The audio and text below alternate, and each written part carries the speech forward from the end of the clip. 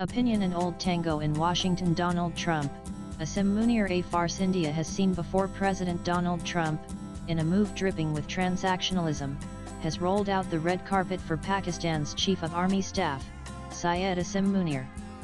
Recently anointed a field marshal for saving Pakistan from India's fury by securing a ceasefire, Asim Munir is now in Washington. He arrives not as a statesman representing a nation, but as an exposed military leader with a begging bowl, seeking to mortgage his country's strategic alignment for his institution's financial and political survival. But this time, there was a crucial and unexpected prologue. Just before meeting Munir, President Trump requested a call with Prime Minister Narendra Modi. In the 35-minute conversation, PM Modi made India's new doctrine vis-a-vis Pakistan crystal clear.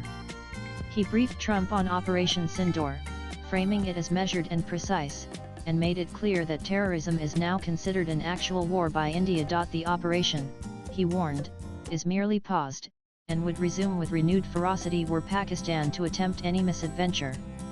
With that single phone call, Munir's mission was kneecapped before it even began. He arrives not to a blank slate, but to a chessboard where India has already placed his king in check. Nanan Munir's itinerary, reportedly including meetings with Secretary of State Marco Rubio and Defense Secretary Pete Hegseth, is not a diplomatic courtesy. It is a coronation. It confirms who truly wields power in Islamabad, and it is not the man with the title of Prime Minister. The meeting between an American president and a Pakistani army chief, while Prime Minister Shehbaz Sharif is relegated to the sidelines, is the most profound insult to the very notion of Pakistani democracy. It is a public declaration from Washington that the fig leaf has fallen. The civilian government in Pakistan is, and has always been, a flimsy FAA to Potemkin village designed to secure IMF loans and maintain the pretense of a modern state. The real power, the entity that decides matters of war, peace, and nuclear codes, resides in the military's General Headquarters GHQ in Rawalpindi.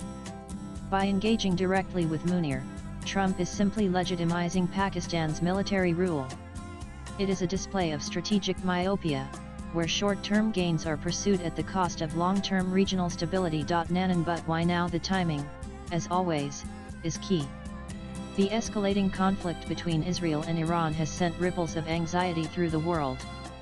With Pakistan sharing a long and porous border with Iran, its geography once again becomes its greatest, and perhaps only, asset. Washington sees a frontline state, a potential staging ground, and a lever against Tehran. In this high-stakes game, Trump is making a classic American bet that the loyalty of the Pakistani military can be bought, or at least rented. He is attempting to pry Pakistan from the tightening embrace of its two most committed patrons, China and Iran. This courtship is aimed squarely at Beijing. For years, China has nurtured Pakistan as its all-weather ally, a strategic gateway to the Arabian Sea through CPEC and a loyal customer for its military-industrial complex. Trump's embrace of Munir, with its unspoken offer of American dollars and technology, is a direct challenge to that leverage. After all, an all-weather friendship built on loans can look remarkably fragile when confronted with the immediate gratification of American patronage. Beijing is about to find out just how deep its influence in Rawalpindi truly runs. The second prize is the vast mineral wealth of Balochistan.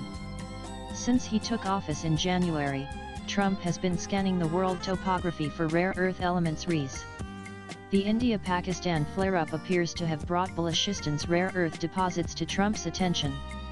Balochistan, currently under Pakistani occupation, is estimated to contain 12 of the 17 known REs.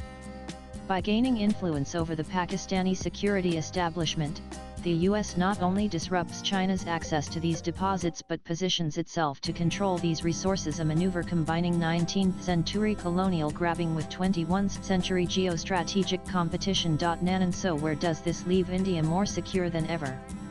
India's mature response is one of quiet, almost amused, detachment, now bolstered by the knowledge that our red lines have been clearly communicated at the highest level. Our attitude should be simple: good luck to all those who wish to get in bed with the Pakistanis. After all, Prime Minister Modi has made it unequivocally clear to Trump that US mediation is not welcome and that India knows how to deal with Pakistan on its own terms. India learned long ago that American dollars poured into Pakistan do not create a stable, moderate neighbor. Instead, they fund a duplicitous military establishment that perfects the art of playing both sides. The US has armed Pakistan against the Soviets, only to see those same assets turned into a global jihadist factory that ultimately claimed American lives. It has funded Pakistan for the war on terror, only to find Osama bin Laden living comfortably next to its premier military academy. History provides a brutal record any nation entangled with the Pakistani state has suffered for it. If President Trump believes he can tame this animal, especially after being explicitly warned by India, then we can only wish him the very best. India will not interrupt its adversary when it is making a mistake. Trump is not the first American to be entrapped by the Pakistanis, and India knows he will not be the last. Swipe left for next video. Let the US navigate the labyrinth of Pakistani promises. While America is busy with its old tango with Islamabad, India will continue its economic ascent, building a future based on production, not deception. The meeting between Trump and Munir is not a threat. It is an affirmation of everything we already knew, but with one crucial difference this time: the world knows that India is not just watching. We have already spoken. The stage is set, the actors are familiar, and we have already delivered our lines. Besides, were Pakistan to mistake American patronage as a safety net to attempt more attacks against India, it would be making a catastrophic miscalculation, one that would invite a response so swift and overwhelming that no global power, not even the United States, would be able to shield Islamabad from. The cost would not just be military defeat, but the accelerated and inevitable unraveling of a terror state already fraying at the seams. Disintegration would not be a threat. It would be a certainty for Pakistan. Latest blogs.